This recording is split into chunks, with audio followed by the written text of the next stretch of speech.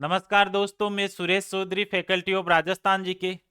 आज आपका कृषि पर्यवेक्षक 2023 की जो भर्ती है उसकी कृषि पर्यवेक्षक का पेपर अब 4 फरवरी को होने वाला है। उसको लेकर बच्चों के अलग अलग प्रकार के कमेंट मैसेज आ रहे थे कि सर किस प्रकार तैयारी करें, कैसे क्या। तो अब मात्र 15 दिन का समय बचा है आपके पास, जो आप अपनी अंतिम घड़ी के अंदर अपनी तैयारी को किस प्रकार से कर सकते हैं। तो उसके लिए कुछ बातें हम यहाँ पर चर्चा करेंगे।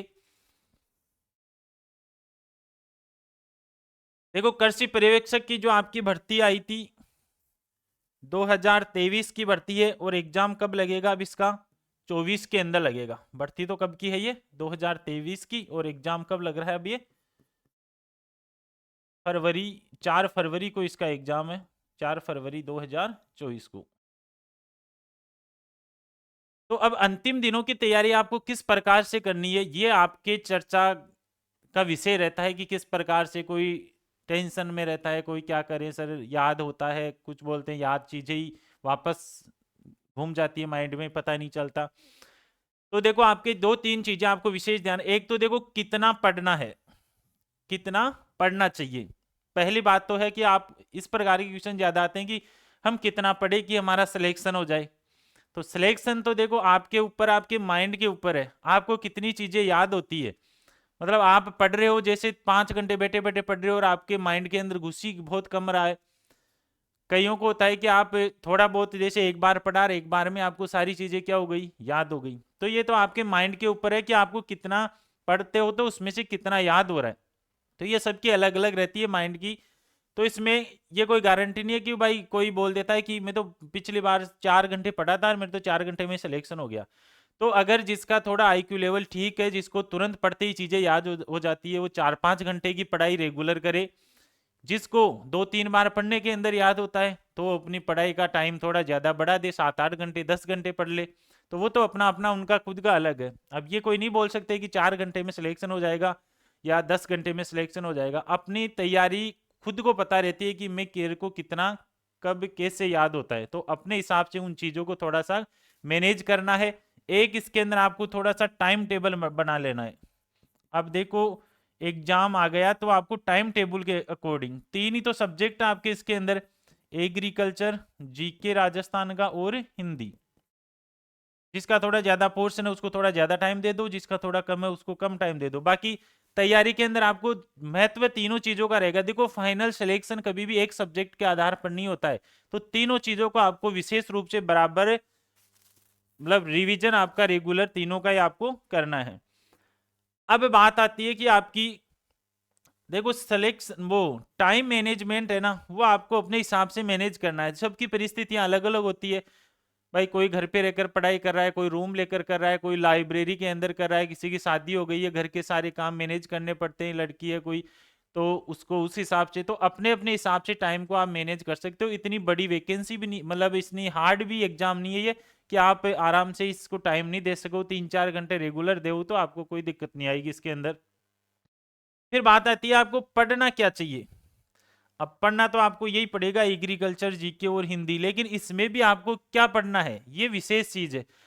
अब देखो, अब नई चीजें पढ़ने से आपको दूर रहना है। कई बोल देते हैं यार आ किताब जोरा आई छे, आ तो बढ़िया आई छे, या एक मान 2-4 चीजें एक्स्ट्रा छे। तो इन चीजों के ऊपर आपको अभी ज्यादा विशेष फोकस नहीं करना। जो भी आपने पहले पढ़ चुके, आपने खुद के नोट्स है या किसी बुक से पढ़ा है या किसी कोचिंग में जाकर नोट्स बनाए हैं, उन्हीं चीजों को वापस रिवीजन करना आपको, और उन चीजों को हाईलाइट कर लेना है। आप देखो, लास्ट टाइम पर आपको हर चीज के बारे में, जैसे किसी चीज के बारे में पढ़ रहे हो आप, तो उसकी हर टॉपिक की 5-7 चीजें विशेष रहती है। तो उन्हीं को आपको ज्यादा फोकस रखना, हाईलाइट वाली चीजों को, यानी ज्यादा। देखो, कुछ चीजें ऐसी होती है क्या पढ़ना है और क्या छोड़ना है, ये भी पता होना चाहिए आपको। मतलब जो इंपॉर्टेंट चीजें है ना, उनको जो ज्यादा बार बार एग्जाम में आती है उनको ज्यादा आपको ध्यान देना है। बाकी कुछ चीजें ऐसी होती है बहुत ही हार्ड रहती है, आप 2 घंटे से लगातार उसके लगे हुए हो फिर भी याद नहीं हो रही है। तो ऐसी चीजों को लास्ट टाइम पर या तो अवॉइड करने की कोशिश करो आप। जो अच्छी बार बार एग्जाम से क्वेश्चन आ रहे हैं वहां से उन चीजों को आप बार बार अपने रिवीजन के अंदर रखो। एक तो ये ध्यान। दूसरा इसमें ध्यान रखना है क्या पढ़ना के अंदर, कि आपका जो मैटर है ना वो बिल्कुल एक खुद के हाथ का बनाया हुआ है, या जो बुक पढ़ रहे हो उसके अलावा अब ज्यादा साइड की चीजों को आपको विशेष ध्यान नहीं देना है। नेक्स्ट बात आती है ओल्ड पेपर की। ओल्ड पेपर का रिवीजन बहुत जरूरी है। ओल्ड पेपर का रिवीजन तो आपको करना ही पड़ेगा। आज तक आपके एग्जाम से संबंधित जो भी क्वेश्चन वगैरह आए हैं ओल्ड पेपर्स के अंदर, उन चीजों को आपको बार बार क्या करना है, रिवीजन। देखो आप देख लेना जितने भी एग्जाम होते हैं ना, उनमें लगभग 80% चीजें ओल्ड पेपर में से क्या हो जाती है, रिपीट होती है, ये ध्यान रखना। तो राजस्थान जीके में, हिंदी वगैरह में, इनमें तो ज्यादातर रिपीट होती है। तो इनको तो आपको ओल्ड पेपर्स का तो आपको विशेष रूप से क्या करना है, इनका रिवीजन करना ही पड़ेगा आपको। एक आपको प्रेशर में आके पढ़ाई नहीं करनी है, मेरा सिलेक्शन होगा कि नहीं होगा, नहीं होगा तो मैं क्या करूंगा, क्या करेगा, कुछ नहीं करना। आज तक भी आप एग्जाम देते आए हो, किसी का फर्स्ट बार में हो जाता है, कोई 3-3 बार कोचिंग कर लेता है, नहीं होता, कोई बात नहीं है। तो जो डिप्रेशन में आकर एग्जाम देने जाता है ना, तो उसके वहां पेपर में देने टाइम ही उसको याद होती हुई चीजें भी वो क्या कर देता है, कंफ्यूज हो जाता है। उस कंफ्यूजन से आपको क्या है, बचना है।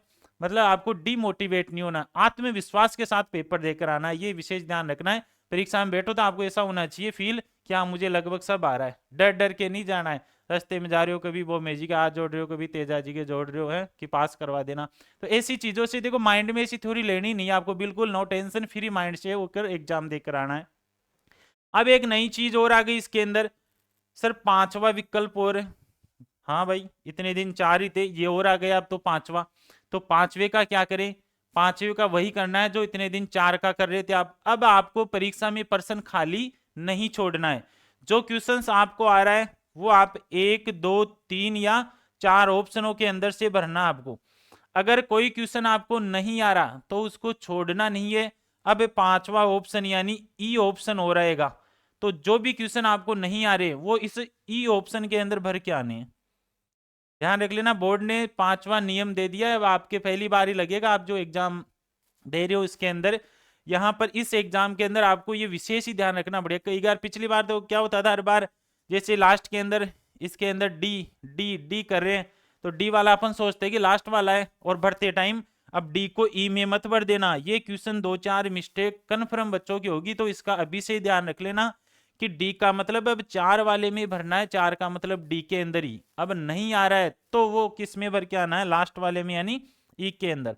आपको 5 मिनट का अतिरिक्त समय मिलेगा इसके लिए, ई गोले भरने के लिए। टाइम तो कम ही है वैसे 5 मिनट, लेकिन भर दोगे आप इतना, पूरे ही कोई खाली थोड़ी छोड़ कर आओगे हैं, आएंगे थोड़ी नहीं, आपको कोई 5-10 क्वेश्चन नहीं आएंगे तो उनको इसमें ई के अंदर भर के आना है। अब कई पूछते हैं कि सर कट ऑफ कितनी रहेगी, तो कट ऑफ तो देखो, कट ऑफ का कोई आइडिया नहीं बता सकता पहले, लेकिन अगर पुराने एग्जामों से अगर बात करें कट ऑफ, तो इस बार पद क्या है आपके, पद कम है भाई, 400 और कुछ ही तो है इसके अंदर पोस्ट, तो पद कम रहेगी। पिछली बार तो आपके 1800 थी या बढ़ गई 2100 हो गई थी, तो इसमें पद कम है तो कट ऑफ भी जाने थोड़ी सी अप जाएगी। तो अब कितनी चली जाएगी, देखो ज्यादा तो टेंशन लेने की नहीं है। जनरल और ओबीसी अगर पेपर का लेवल सेम पिछली बार की तरह ही रहा तो आपकी 80 से 85 के बीच में आप कट ऑफ मानो, 80 से 85%। और आपके SC ST के अंदर आप मान लो 70 से 80 के बीच में। अब आगे पीछे हो सकता है 1-2%, उसकी कोई वो नहीं है, लेकिन लगभग आपको इतना तो अपना स्कोर करना ही पड़ेगा एग्जाम के अंदर, और बिल्कुल सही सही। लास्ट टाइम पर आपको कंट्रोल भी करना है। कुछ क्वेश्चन क्या नहीं आते लेकिन फिर भी गोले गिनने लग जाते हैं लास्ट के अंदर, और ओ मार के, और गोले गिनकर सोचते हैं मुलाद भी तो कम ही भरे, थोड़े और भर देता हूं। तो आपको जो क्वेश्चन नहीं आ रहा है ना, तो आप उसको छोड़ दो। सबसे बेस्ट उपाय है ये। अगर आपने लालच कर लिया वहां पर, और अगर 5 क्वेश्चन भी आपके गलत हो गई, तो 5 तो वो तो हुए ही हुए, उनका तो चलो कोई दिक्कत नहीं है, लेकिन वो सही में से और ले जाएंगे। तो इन नेगेटिव पर भी आपको यहाँ पर क्या करना है, कंट्रोल करना है।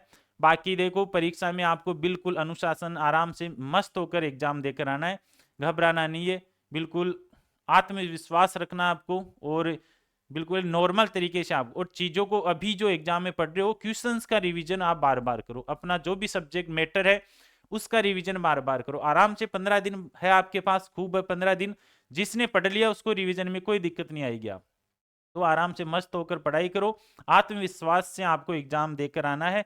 और मेरा मानना है कि अगर आपने सही तरीके से जो भी चीज़ों को फॉलो करोगे जो बताया है, तो आराम से आपका सिलेक्शन सुनिश्चित होगा, जीत आपकी होगी। धन्यवाद, थैंक यू सो मच। और आगे अगर और भी एग्जाम से 1-2 दिन पहले कुछ चीज़ें इंपॉर्टेंट आपको और बता दी जाएगी। धन्यवाद।